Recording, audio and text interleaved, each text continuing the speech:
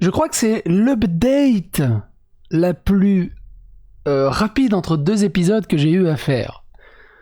Souvenez-vous, il n'y a pas si longtemps que ça, on a fait une vidéo de ces écoles canadiennes, woke, catholiques, qui ont brûlé plus de 5000 bouquins jugés problématiques, notamment les cow-boys contre les Indiens, la conquête de l'Ouest et tout le bazar, mais surtout tourné autour des Indiens.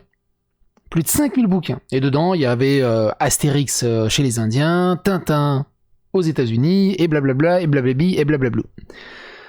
Tout ça était l'instigation d'une nana qui se définit comme la gardienne du savoir et qui fait partie d'une commission autochtone.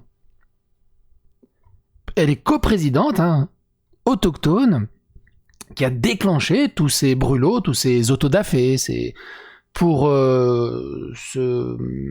comment ils avaient dit ça, pour se faire pardonner par les Premières Nations, pour expier leur racisme et tout ça, parce que ça avait beaucoup choqué ses ancêtres.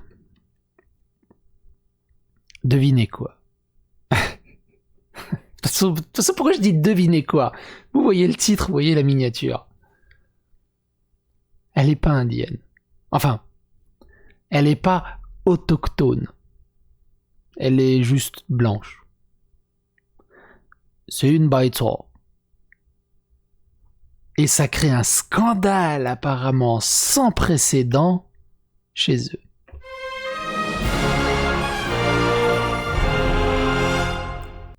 Alors comme j'ai déjà dit, allez regarder le début de l'histoire pour comprendre l'histoire. Des écoles woke brûlent 5000 livres jugés problématiques. Et profitez-en pour apporter tout votre soutien à ce beau gosse qui est juste ici.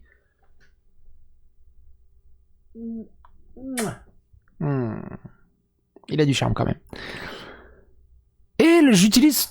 Ça fait longtemps que je peux utiliser le terme de Baïtso. Baïtso, c'est un mot chinois qui veut dire littéralement la gauche blanche, qui est un néologisme chinois péjoratif, désignant une personne occidentale naïve ou hypocrite, qui ne militerait pour la paix et l'égalité que pour satisfaire un sentiment de supériorité morale.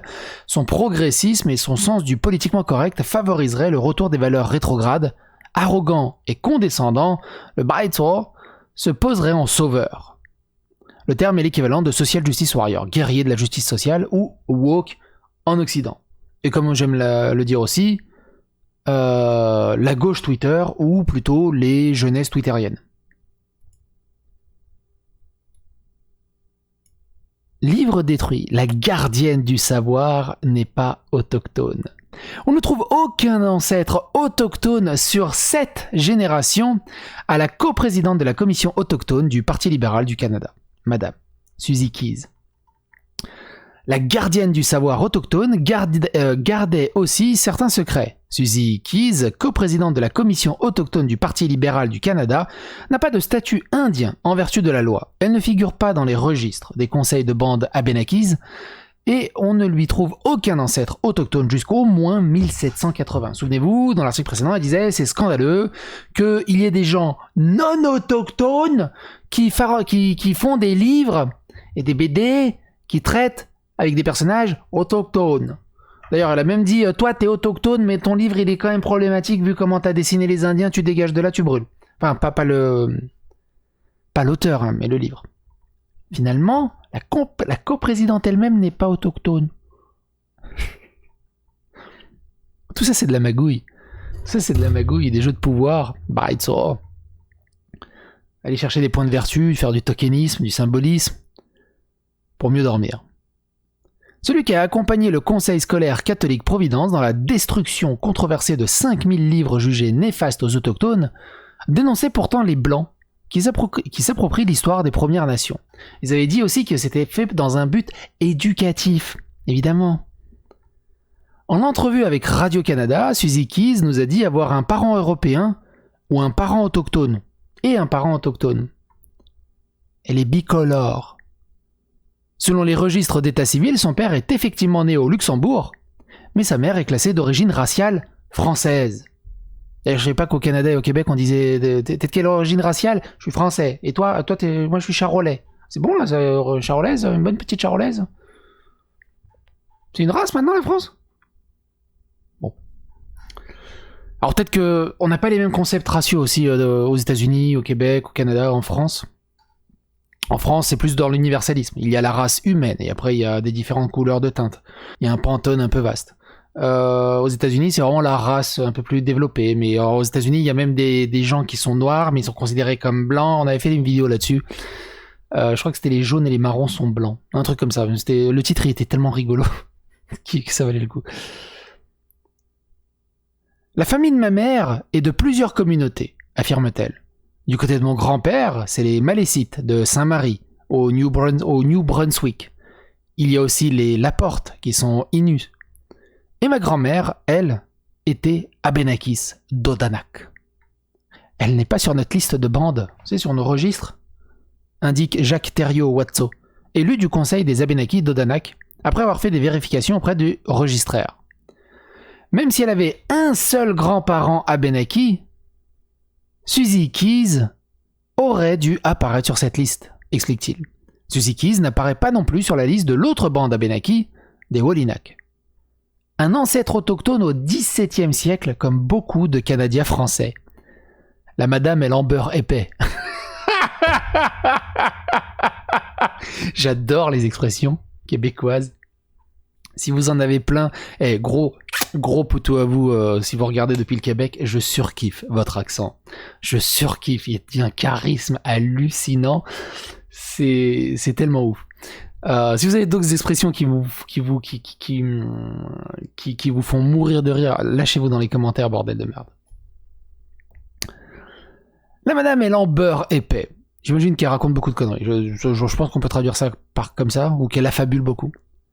Elle n'a aucun ancêtre autochtone, sur au moins 7 générations, lance Dominique Richaud, coordinatrice de la Société généalogique canadienne-française, qui a collaboré avec Radio-Canada à titre de chercheuse indépendante. Ça me rappelle une vieille vidéo qu'on avait faite, souvenez-vous, qui s'appelait « Une enseignante noire avoue être blanche, tout le monde est choqué par cette révélation ». Des fois, il y a des articles... J'ai envie de faire la vidéo juste pour le titre. Le titre il est tellement goldé que c'est ouf. Elle a fouillé dans des actes civils, des baptêmes, de mariages, des sépultures, ainsi que les recensements. Résultat, aucun ancêtre autochtone n'avait avant au moins 1780. Toutes les branches ont été analysées jusqu'à la période contemporaine. S'ils étaient autochtones, ce serait écrit. La seule ascendance autochtone qu'elle lui a trouvée est Marie Manitoué Bewish, une Algonquine qui a intégré la nation Huron au XVIIe siècle.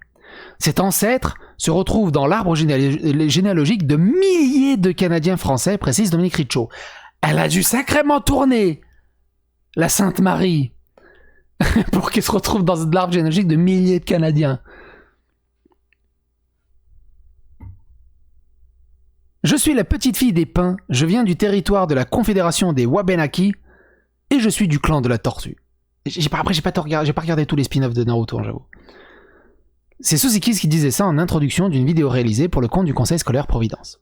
C'est un chaos absolu. Je ne connais personne de la famille, de la communauté d'Odanak, qui se souvienne de son clan familial, dit Éric Pouliot-Tisdale, recherchiste pour le département de démographie. Il est recherchiste.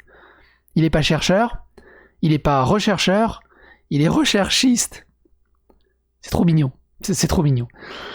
Pour le département de démographie de l'Université de Montréal, lui-même autochtone, spécialiste de la démographie autochtone. Et à chaque fois que j'entends quelque chose de Montréal, je pense à l'hôpital général de Montréal de Rock et Belles Oreilles, qui est génial. Allez regarder sur YouTube. Je vous le mets dans la description. Promis, je vous retrouve le sketch.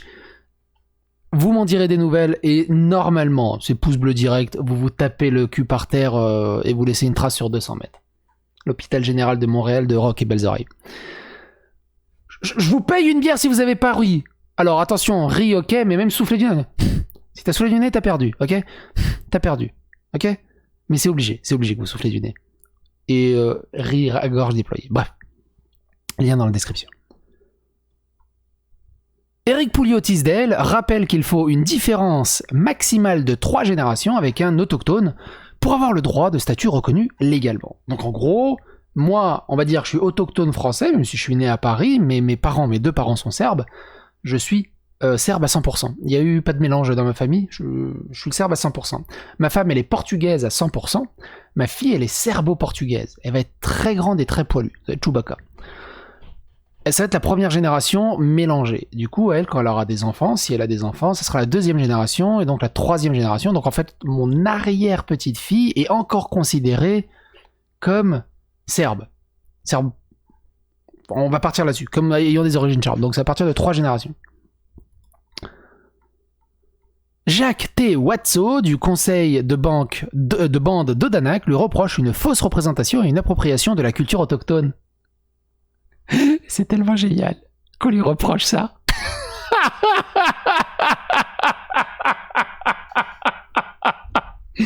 C'est une autre personne qui a joué sur le fait qu'il y a peu d'autochtones dans le milieu politique et institutionnel et le Parti libéral n'a pas fait ses devoirs en la croyant sur parole. Suzy Keys n'a pas répondu à nos courriels et appelle mardi, tu m'étonnes, Elton.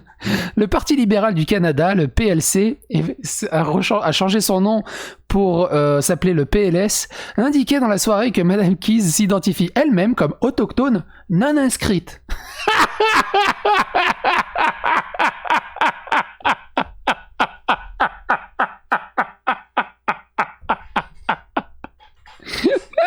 On dirait l'américain. On dirait le film, là, l'américain, où le mec il croit qu'il est américain, il est un peu dans ses gènes, il est américain. Ça rejoint la prof, là, qui est blanche mais noire. C'est génial. Il n'a toutefois pas été possible d'obtenir plus de commentaires ni de savoir si cette situation convient au parti. La femme de 61 ans occupe le rôle de coprésidente de la commission autochtone du PLC depuis 2017. Le site web du parti la représente comme une autochtone urbaine de descendance abénakaise et montagnaise, et pas piémontaise, je me suis trompé dans la précédente vidéo, ancien terme désuet pour Innu.